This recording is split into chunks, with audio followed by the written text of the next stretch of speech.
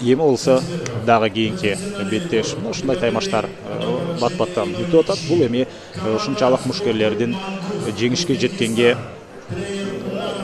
даярдыгы мыкты экенин, биринчи жана каалоосу күч экенин кабар берет. Азыр мына кыргызстандык жана өзбекстандык файтерлер бири-бирине каршы келет. Толкунбек Жамшит уулу Кызыл Бурчтан, ал биздин мекендешибиз Ош шаарынан, жана Жахангир Абдувахидов Көк Бурчтан чыккан, ал мына калыстын сол тарабында чолокшум ак-кара чолокшум менен жүргөн. Өзбекстандык бою 1,69 сантиметр Жахангир Абдувахидовдуку, ал эми Толкунбектин бою 1,75 м, андыктан 6 сантиметр артыкчылык бар. Колу буту узунураак, ошондуктан туруу абалында мүмкүн ага ийгилик жылмаяр. Лоу-кик менен Жахангир Абдувахидов атаандашын токтотуп атат. Жана ой-ой-ой, бул жок токтотуш керек албетте. Хайкик, идеалдуу хайкик мына Жахангир Абдувахидовдон аткаруусунда болду.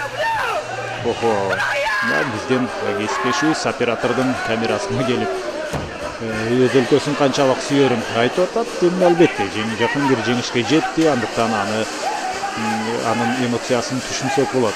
Ал мезгилде Толкунбек Жамшит уулу өтө оор соккуну өткөрүп алды.